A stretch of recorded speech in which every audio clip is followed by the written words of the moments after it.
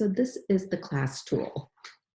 As you can see, there are in our birth through 5, there are um, three tools. And we're again going to be focusing on the infant tool today on this webinar.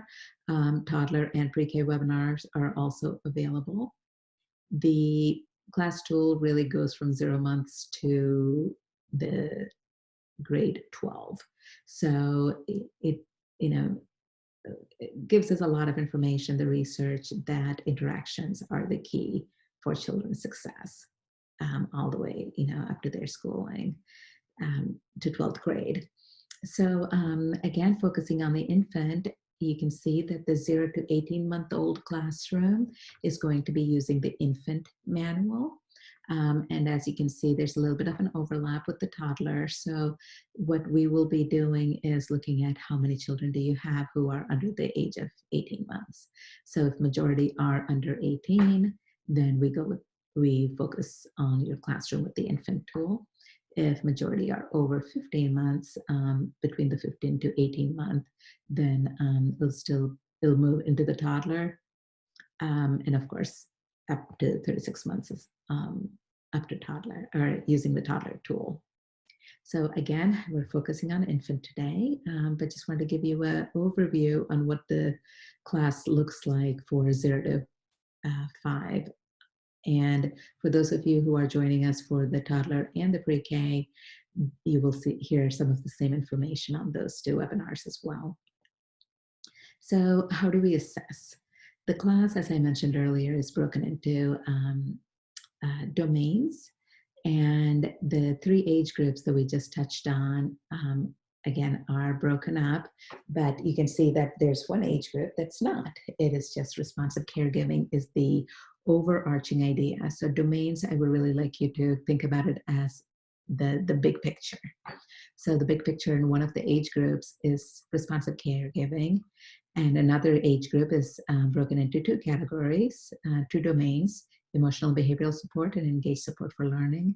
The third one, as you can see, is broken into emotional support, classroom organization, and instructional support. So of the 3 different colors here, I'm sure you can identify which age group goes with what.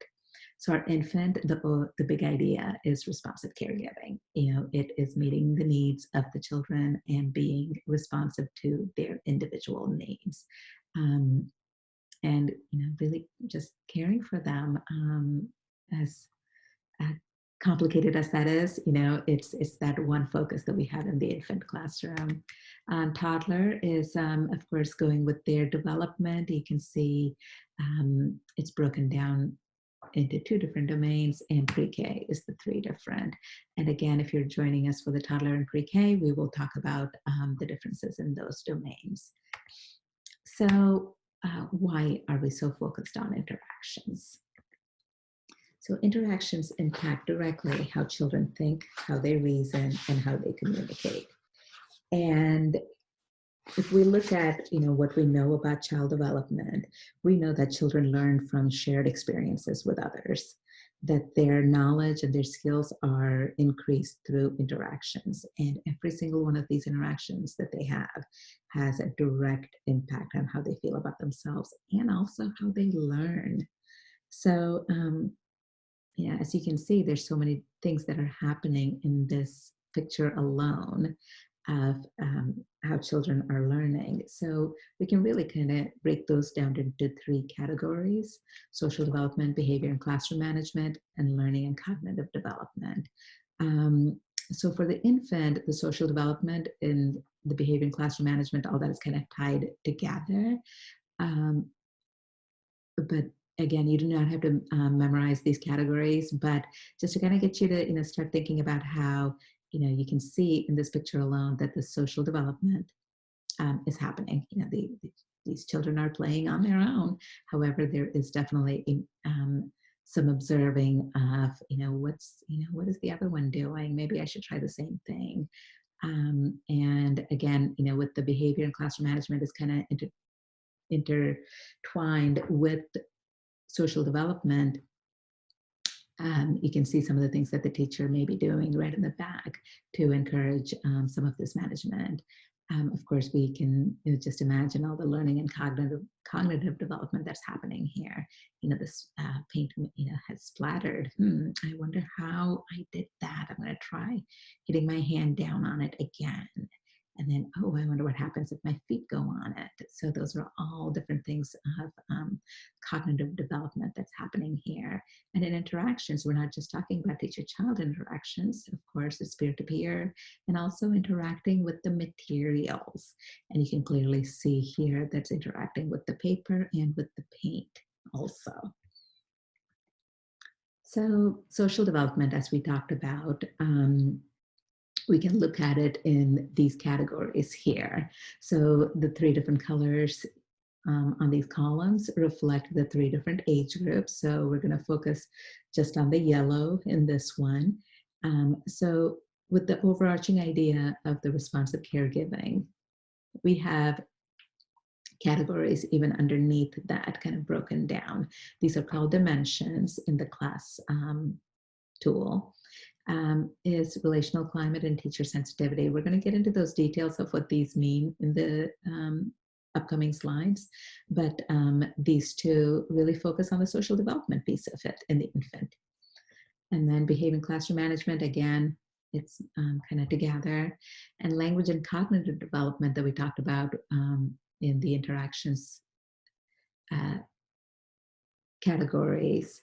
You can see that there are 2 dimensions from the infant tool, facilitated exploration and early language support are the 2 dimensions that really focus on the language and cognitive development in an infant classroom. So you do not need to really be too focused on the scoring, but it is a 1 to 7 scale, and the 1 and 2 fall in low range, and so on to the high range. So, how do we really, look at that, right? So we look at what's happening in the classroom. If it's, something that's happening, all the good stuff is happening often, it's happening frequently, and it's effective interactions, those are all in the high range. But it's only happening sometimes and occasionally. Those are the kind of the key words that we want to look at. So, as you're reflecting on your own practice, think about how often you would do things. So as I go into the dimensions more in detail, just think about, how, are you doing this? Throughout the day? Is it consistent? Is it just once in a while?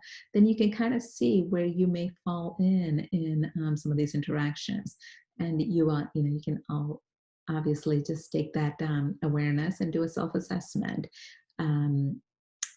So it's a great professional development opportunity for you to do for yourself also. Okay, and I will come back to the observations, cycles, and the details on how exactly it happens towards the end. So infants, as we had mentioned before, the responsive caregiving domain is the overarching idea, and within that are these 4 dimensions. So what does that look like? The relational climate, remember we had talked about how this is really the social development kind of piece of it. So within the dimension of relational climate, we have what we call indicators. So this is what we see in order to know something is happening in the classroom. So the first one, relational behaviors, the main thing I want to focus on is joint attention. You can, of course, read the other things that we're looking at when we're assessing relational behaviors. But joint attention is how are you working? I'm sorry, I'm just going to pause for a second.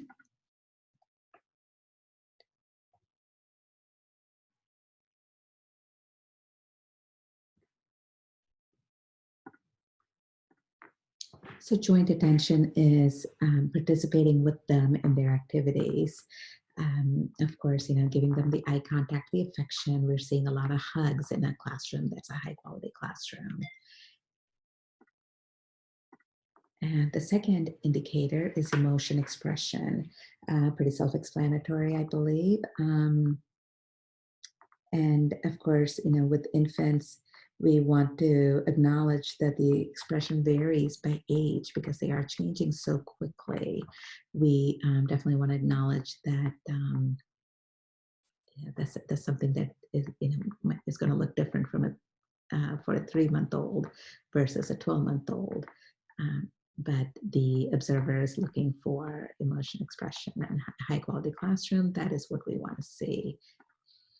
Respect for infant state, the key ones that we want to point out here is that the communication of the intentions, transitions, or changes. So if you are about to change a child's diaper, you are letting that child know, I'm going to come pick you up and we're going to go to the diaper changing table and we're going to get a clean diaper for you. So you're really letting them know rather than just going and picking them up and putting them on the table. So a high quality classroom, there's definitely a lot of those approaches, whether you're nose wiping or washing hands, whatever it is that you're helping the child with. Okay, lack of adult negativity, of course. With this one, it's both adult between each other, negative comments that may be made. If there was a stinky diaper, how do we say it in a way that is not embarrassing to a child?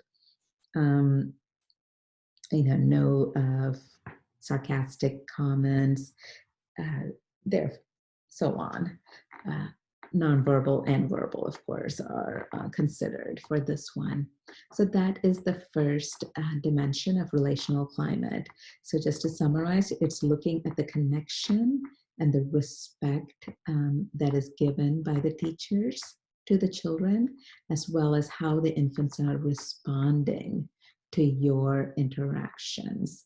If they're shying away, if they're backing off, that's an indicator, of course, of the quality that is in the classroom. Okay, so the next dimension is teacher sensitivity. And with teacher sensitivity, some of the indicators under that to give us evidence for high quality are that the children are being acknowledged verbally or physically.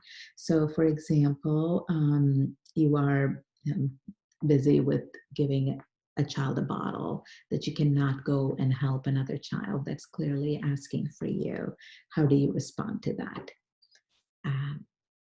Are you, letting them know, I will be right there. So you acknowledge that they need you. So you have that awareness of what's happening in the classroom. Okay, responsiveness.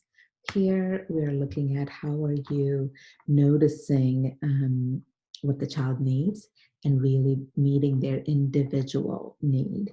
And we're also looking at the timeliness of this, that, you notice a need, but if it doesn't happen till, an hour later, then that's obviously something that we would want to work on being more responsive to the children.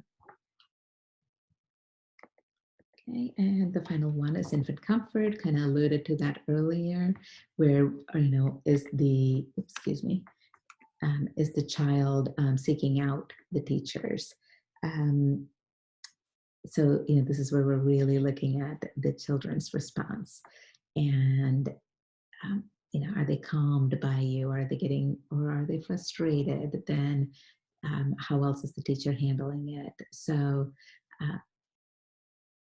those are all measured here. Okay, so the next indicator is facilitated exploration. And if you can remember, we talked about this as kind of really the language and cognitive development piece of it. So with this, what we're really looking at is that joining in experience that we talked about. How are you facilitating? How are you helping them, take the understanding of what they're doing to the next level? So are you starting an activity with them and you're joining in? And then how do you keep it going so you can keep that attention of that child? Okay, the next one is focusing on what the infant wants. So, are we following the lead of the child? And then, how are you supporting their exploration? So, you're looking at it from their perspective. Um, Knowing what their interest is and really following that, and you're giving them that opportunity for safely exploring. So a child who is really just working on reaching, do you move it a little bit further, so now they have to reach a little more? A child that is working on learning to walk, what kind of support are you giving them so they can freely work on that? So those are the type of things that we're looking at here. And of course, that you are following their choice and not pushing your own, I guess, ideas or interests. And how are we, with this one, how are we um, adjusting the experiences that the children are having so they are continued to be interested and involved in the activity, or story time, or whatever activity that you are doing at that moment. And here, one of the other things that it's not listed here that I would want to point out is that we are encouraging peer interaction. That's definitely part of expanding that experience for that child. um, so just to go back and summarize, this is where we are looking for teachers to facilitate experience and interactions just in their daily routine and playtime. So again, we don't really have to go out of our way. All of this can happen even as you are washing hands, as you are changing diapers, as you are feeding. So how are we keeping them engaged and supporting their development? That's really what we're looking at here. And if the teachers are just kind of passively watching, that really will not be a indicator of a high quality for this um, for this category. You may have great activities, but if you're not, making it something more for the child by joining in, that will kind of lower the score, if you will, for this. Early language support is the final dimension, and the indicators under there are teacher talk. So, are you verbally labeling what is in the classroom? You see a child looking out the window at the clouds. Are you saying, I see you? Yes, you found those white clouds outside. And it can be something simple as what you're doing. So I am um, going to go get the scarves because I know that you hear the music and you want to dance. Or you're describing something else that's going on. Is, oh, I see so and so coming in. We didn't see them yesterday, but they're here today. And um, the complete and varied sentences is something that we definitely want to point out here. Is we're not baby talking. We are really talking to them with, it doesn't have to be super fancy, but that we're using complete and sentences that are different from one child to another, and you're not saying the same things over and over again. Okay, communication support. Initiating those sounds and words, imitating the children. And we're doing all of this to really encourage them to verbalize. The third indicator is communication extension. So here is that back and forth. We're talking about the modeling, the turn taking, right? So pausing and giving them a chance to respond. This does not have to be verbal. This definitely works not for nonverbal. And you're really giving them that opportunity to respond back to you. It can be the sounds, it can be the grunts, it can be any of those ways that the children are communicating. So this can happen to children who are not yet talking. It's communication. It's not necessarily with words, but you are providing words for them, for what it is that they are trying to tell you. And the key with the early language support is the fact that when infants hear the language, they know how to use it. They know that they have it. So we're just really trying to, bring it all out. So this this indicator captures the effectiveness of your language use to encourage their language development. So those are our indicators, and now we're going to look at some videos to show what that looks like in a classroom that's high quality. Now just give me 1 second to share.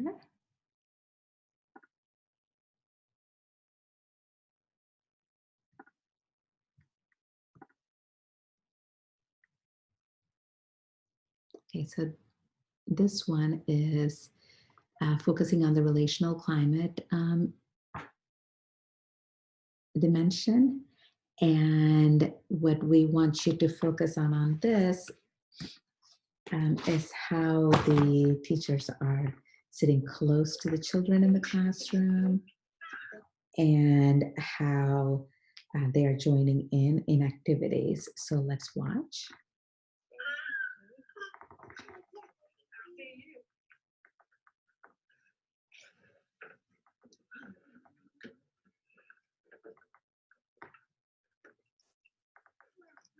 Where are your friends at, Anna? Where's our friends this morning? Everybody running late.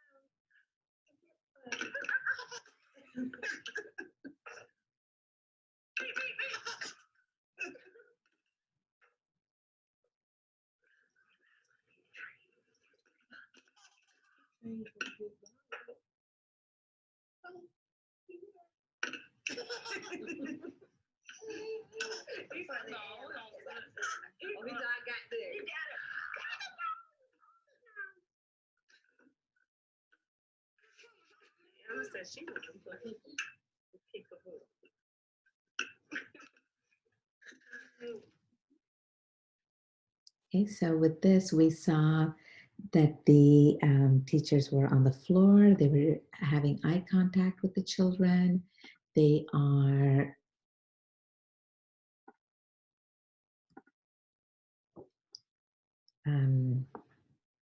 joining in the activities. You saw some playing patty cake, and of course with the train, there's definitely a lot of enthusiasm and laughter. The teachers are speaking in calm voices and using children's names. That is a sign of respect when we hear children's names being used, and it's not just merely, baby or sweetie. And the teacher was communicating what was going to happen when she was going to put the hair clip on Anna. She let Anna know, let's clip up your hair. And of course, we didn't see any indication of negativity in this classroom. So in that, short, I think 2-minute clip, you could see that a lot of things were happening with relational climate in mind. Okay, so the second one we're going to look at is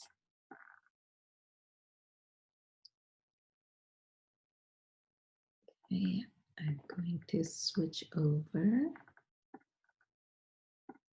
Okay, the second one is going to be focusing on facilitated exploration. And the key things that we want you to look at in this one is watch how the teacher is engaging with several infants at playtime and expanding on their interests. Let's watch. Kristen. Kristen.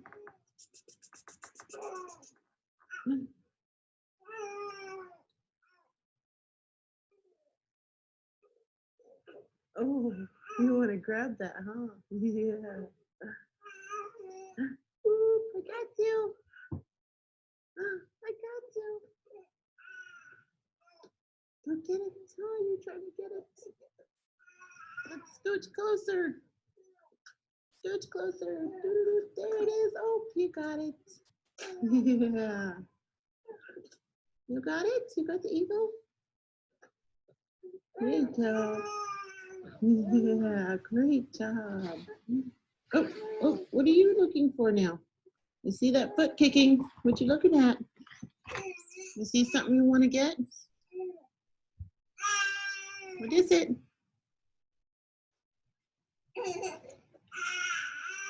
Reach it. Reach it. Where's it at, Faith? Look, Delaney, duck. Quack. Quack. The duck go quack. Quack. So here we see that the teacher is involved with 3 different children who are doing various different things. With the first little boy, she moved the puppet towards him and made some noises to get him to initiate an interaction with him. So she was showing that she was involved. And in the end, with the little girl with the duck, you could see that she joined in with that experience. And definitely was very infant focused. Going back to the puppet, she scooted a little closer to him so he can see that the puppet closer, of course. And she also noticed that the little girl that she's holding in the beginning started kicking, and she said, "You want to see something?" So she's supporting the exploration. She's holding her and letting her look at what it was that she showed interest in. And then there's definitely a lot of expansion of the experience. So she said, "Go get it. Oh, you're trying. There you go. Reach it." So those are all, encouragements and really helping this child to, um, uh, help them along in their development. And there is continued engagement with the puppet. Um, she keeps moving it closer and closer. So again, that's an expansion of infant's experience as well. And making those quacking noises adds more interest, engagement in the little girl having the duck. So that was looking at this video through that facilitated exploration lens. So let's look at one more video. One second while I pull that up. Okay, this one is focusing on the early language support dimension. And let's give it a second to buffer. Okay, so this one is focusing on early language support again.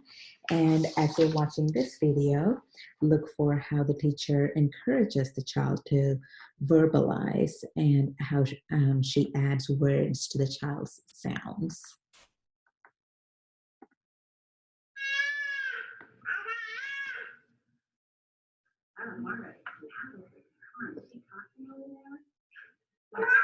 Oh, you're going to tell her too? Hear you cry. You're going to tell her? Looks like Amara's trying to get that pocket on the chair.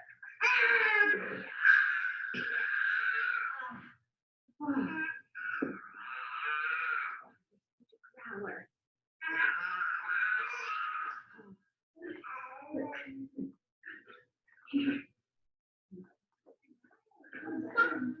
Are you having so much fun with your mom? She's going to growl at you. Oh, growling today.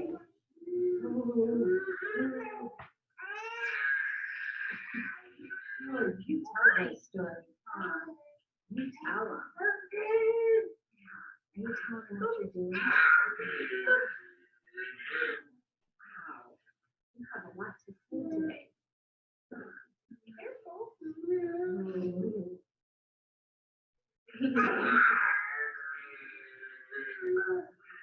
Look, you're right by your picture, Ronan. Right by your picture.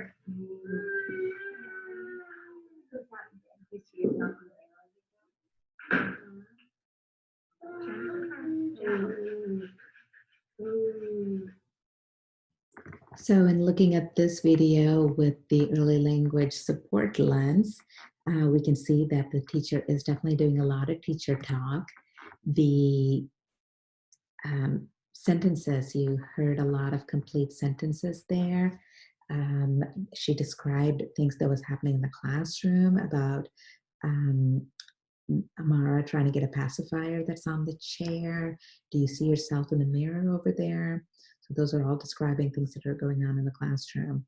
And then she gives the infant encouragement to verbalize, turning those sounds that he was making to words.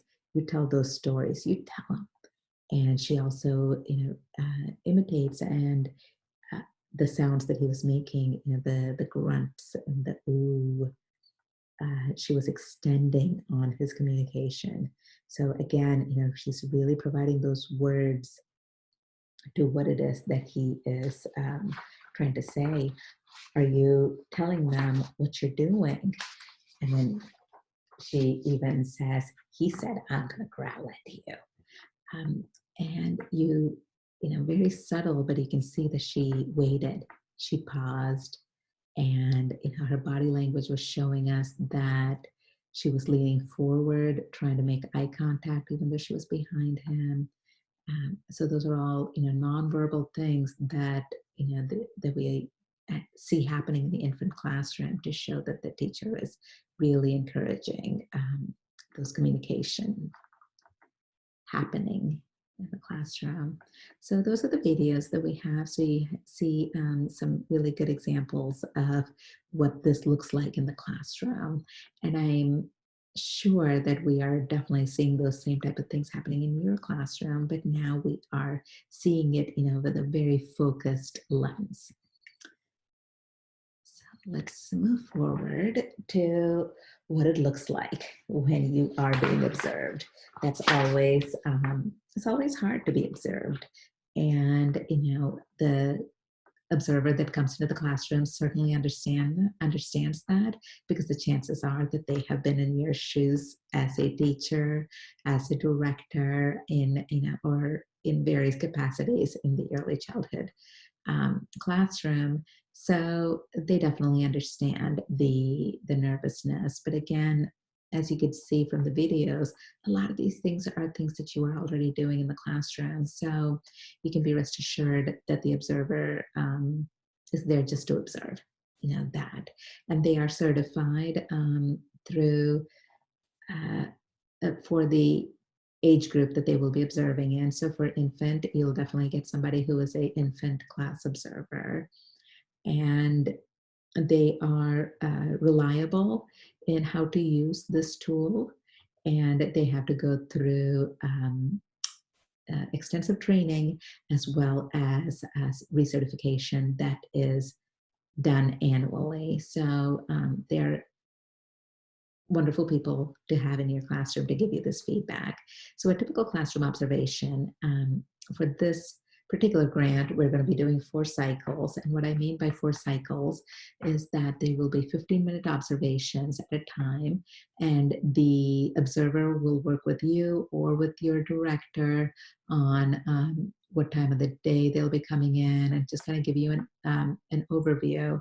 And of course, we see and we want to see this happening throughout the day. So the observer will definitely want to see different aspects of your day, whether it's mealtime or story time or outdoor play time. And they will be observing for 15 minutes. And again, give or take based on what's happening in the classroom, they will use their professional knowledge to make those adjustments. If there's unforeseen kind of interruptions, they will take those into account, but they will be 15-minute observations. So each of those 15 minutes is called a cycle. So they will observe for 15 minutes and spend about 10 minutes scoring, and then they will do another cycle. They may be back to back, or they may be pauses in between based on the activity that's happening at that moment.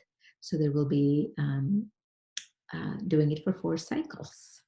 And of course, if you have any questions, you can contact the Smart Beginnings of Rappahannock area or Teachstone to get more information on the class tool. But with this increased awareness of what the infant class tool looks like, you are completely ready to have somebody coming into your classroom. So best to you. And for those of you that we will see in the toddler and pre-K webinar, I am looking forward to that. Thank you.